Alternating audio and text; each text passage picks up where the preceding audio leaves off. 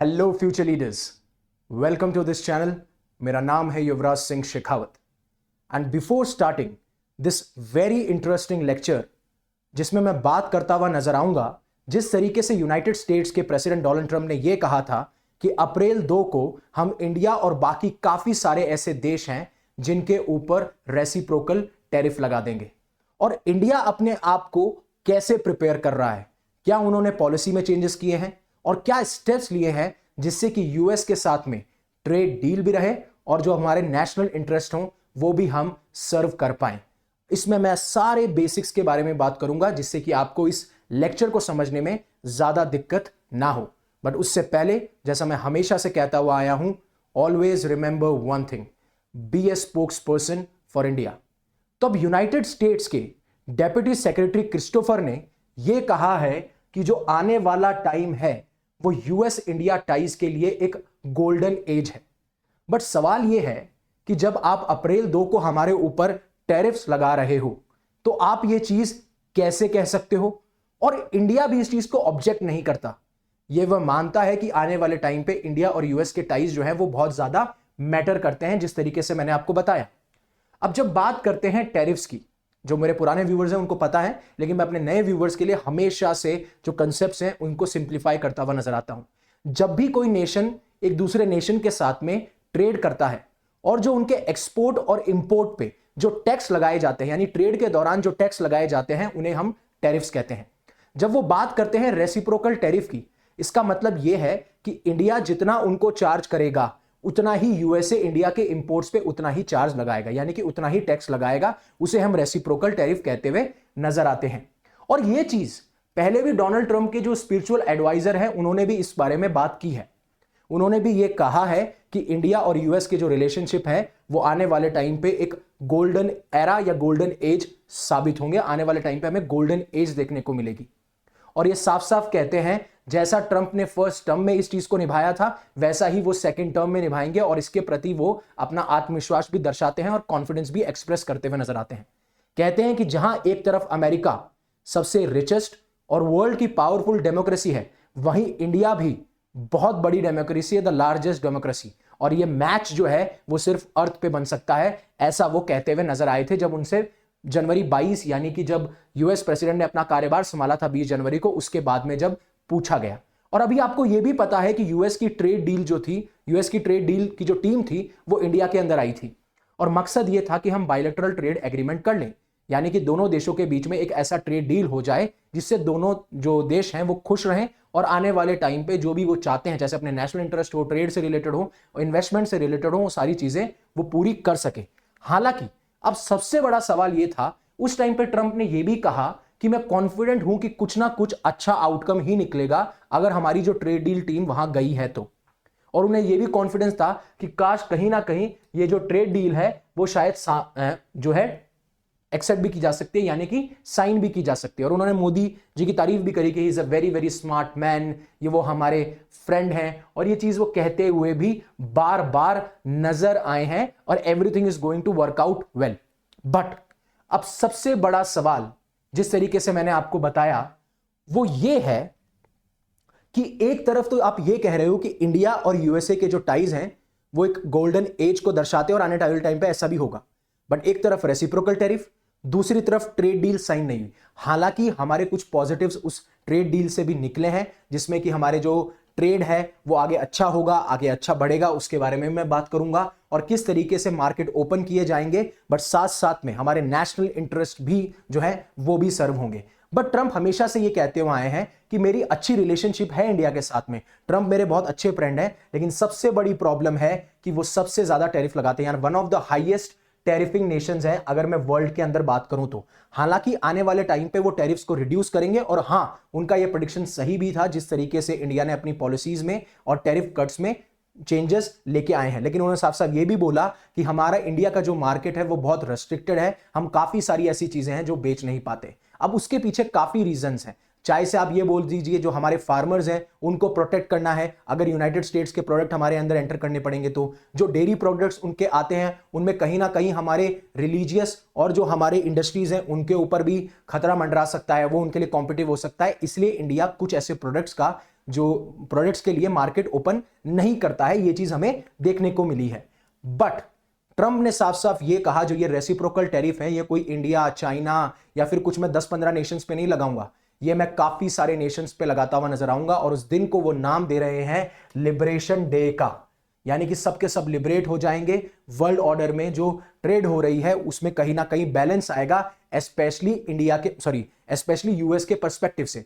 लेकिन इंडिया कैसे अपने आप को तैयार कर रहा है, जब यूएस ये प्लान कर रहा है कि सारी की सारी कंट्रीज पे रेसिप्रोकल टैरिफ लगाया जाएगा।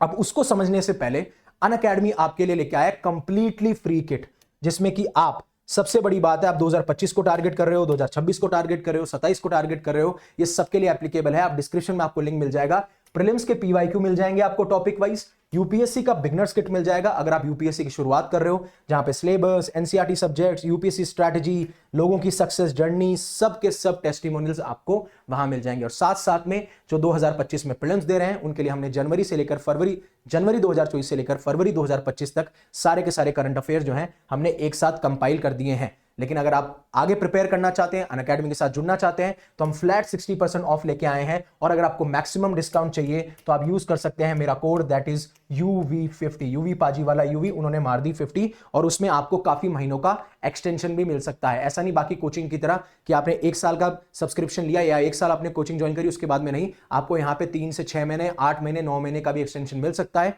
डिपेंडिंग अपॉन आप कौन से ईयर को टारगेट कर रहे हो। अब इंडिया का क्या रिस्पॉन्स रहा? जब इनिशियली ट्रंप ने ये बात की थी तो इंडिया ने क्या किया, जो बर्बन विस्की आती है उसके ऊपर जो टैक्स था उसको 150 से 100% कर दिया। ठीक है, जो 150 का टैरिफ लग रहा था उसको 100% कर दिया। और बजट में भी हमें देखने को मिला कि किस तरीके से उन्होंने luxury cars, solar cells and साथ साथ में मशीनरी पे भी टैक्स कम कर दिया है। और दूसरी बात, किस तरीके से एलन मस्क की जो स्टारलिंक है, जो कि अभी टाई अप कर चुकी है हमारी रिलायंस और एयरटेल के साथ में, वो भी अभी नजदीक है, जिनको उनको फाइनल रेगुलेटरी क्लियरेंस मिल जाएगा और फिर वो इंडिया में आके अपने आप को सेटअप कर पाएंगे। और इनका मकसद यही है कि जो इंटरनेट है वो गली गली और हर नुक्कड़ तक पहुंचाया जाए, जिससे कि हम इंटरनेट का एक्सपेंशन कर पाएंगे। तो ये पहले मैंने आपको स्टेप्स बताया कि किस तरीके से इंडिया अपने आप को प्रिपेयर कर रहा है। उसके साथ साथ में इंडिया ने यह भी बोला कि जितना हम यूएसए से इंपोर्ट करते हैं उनमें आधे से ज्यादा जो सामान और जो प्रोडक्ट हम इंपोर्ट कर रहे हैं उसमें हम टैरिफ कट लेके आएंगे, जो इनको कॉस्ट करेगा अराउंड $23 बिलियन। अब आप बोलेंगे हम ऐसा कर क्यों रहे हैं?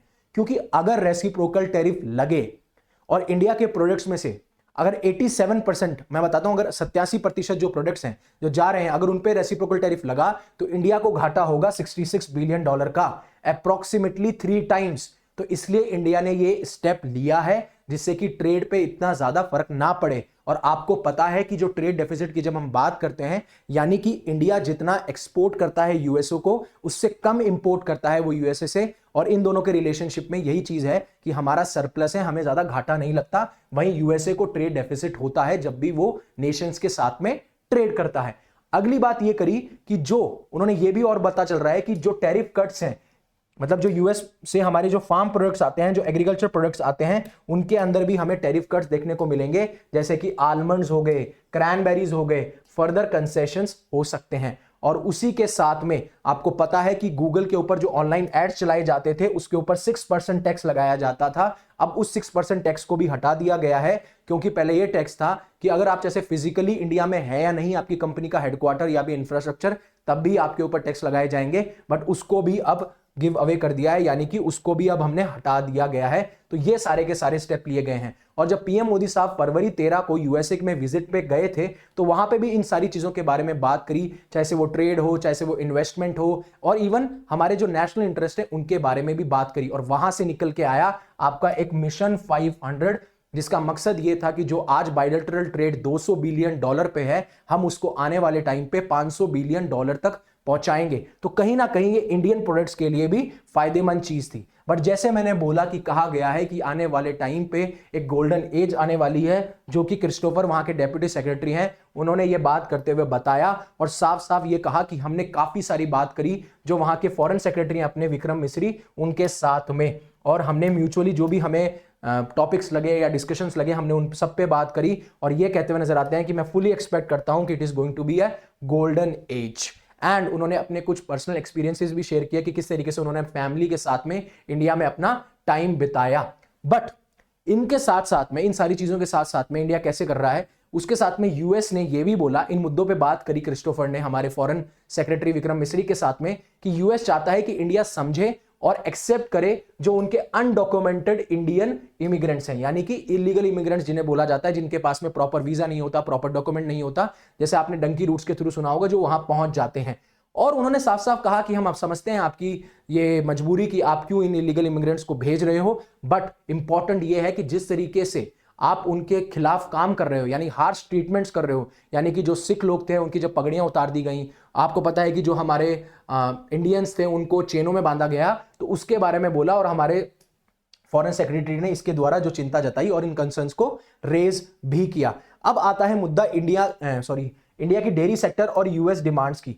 यूएस चाहता है कि जो यूएस के प्रोडक्ट्स हैं वो इंडिया के अंदर एंटर करें, राइट, यूएस ये चाहता है, और कुछ पर्टिकुलर रीजन्स हैं यूएस के अंदर जहां से ये डेयरी प्रोडक्ट्स आते हैं। तो ये डोनाल्ड ट्रंप के लिए बहुत इंपॉर्टेंट है कि जो वो रीजन है उनको कॉन्फिडेंस में लिया जाए, उस वजह से भी ये बहुत इंपॉर्टेंट हो जाता है। इसलिए हमेशा से यूएस ये डिमांड करता हुआ नजर आता है कि आप इंपोर्ट करिए मोर अमेरिकन डेयरी प्रोडक्ट्स, बट हम रिलीजियस और इंडस्ट्री कंसर्न्स की वजह से ऐसा नहीं करते। अब इंडस्ट्री कंसर्न्स की बात करूं तो जो हमारे डेयरी फार्मर्स हैं या फिर डेयरी प्रोडक्ट्स जो चलाते हैं, उस इंडस्ट्री को धचका लग सकता है, क्योंकि जब इनकी इंडस्ट्रीज आएंगी तो कहीं ना कहीं हमारे लिए कॉम्पिटिटिव हो सकती है, और अभी इंडिया तैयार नहीं है। दूसरा रिलीजियस पर्पसेस हैं, वहां पे यूएस के अंदर जो काउज हैं उनको एनिमल बेस्ड मीट भी खिलाया जाता है फीड के तौर पर, बट इंडिया में ऐसी प्रैक्टिसेस नहीं होती। तो काफी बार जो मिल्क की क्वालिटी है या फिर जो मिल्क वहां से निकल रहा है उसके ऊपर भी सवाल खड़े हो जाते हैं, इसलिए भी इंडिया उस चीज को एक्सेप्ट नहीं कर रहा है। बट इंपॉर्टेंट यह है कि यूएस इंडिया के रिलेशनशिप ट्रेड से भी बियॉन्ड है, क्योंकि जिस तरीके से इंडो पैसिफिक रीजन की तरफ अब यूएसए देख रहा है, और साथ साथ उनको भी पता है कि इंडिया आने वाले टाइम पे चाइना के लिए सबसे बड़ी अगर ताकत कोई इंडिया चाइना के सामने उभर सकता है तो वो इंडिया है। इसलिए यूएस अब मिडिल ईस्ट और यूरोपियन नेशन से अपने आप को विड्रॉ करके इंडो पैसिफिक रीजन पे जा रहा है, क्योंकि उन्हें साफ साफ पता है कि आने वाले टाइम पे अगर हमारी डोमिनेंस को कोई अटैक कर सकता है या ओवर पावर कर सकता है तो वो सिर्फ चाइना है, और उसको काउंटर करने के लिए एक ही प्लेयर है इस रीजन में, वो है इंडिया। तो मैं चाहता हूं, या वो चाहते हैं यूएस जो एडमिनिस्ट्रेशन है, कि चाइना को सिर्फ यहीं तक सीमित किया जाए, और वो कर सकता है सिर्फ इंडिया, इसीलिए उनका ध्यान अब इस तरफ है। और इंडिया भी कहीं ना कहीं ये चाहता है कि इंडो पैसिफिक रीजन जो है वो हार्मोनियस रहे, वो पीसफुल रहे, वो स्टेबल रहे, और उसी वजह से आपको पता है कि जिस तरीके से चाइना एग्रेशन दिखाता हुआ नजर आता है, असर्टिवनेस दिखाता नजर आता है, अपनी नेवल फोर्स को डेवलप कर रहा है, नई नई फोर्सेस को क्रिएट कर रहा है, specially on the basis of technology, तो ये सारी चीजें हमारे लिए इंपॉर्टेंट हो जाती हैं। इसलिए कहा जा रहा है कि वहां पे हमने सिर्फ ट्रेड बैरियर्स के साथ में हमने डिफेंस कॉपरेशन के बारे में बात करी, इंडो पैसिफिक सिक्योरिटी के बारे में बात करी, तो ये बहुत इंपॉर्टेंट हो जाता है कि इंडिया अपने ट्रेड के रिलेशनशिप को तो बैलेंस करे, किसके साथ में, अपने नेशनल इंटरेस्ट के साथ में, क्योंकि हमें कहीं पे भी कॉम्प्रोमाइज करने की जरूरत नहीं है। जो हमारे नेशनल हित के लिए, नेशनल इंटरेस्ट के लिए सही है वही हमें करना चाहिए, और यही सब सोचते हैं।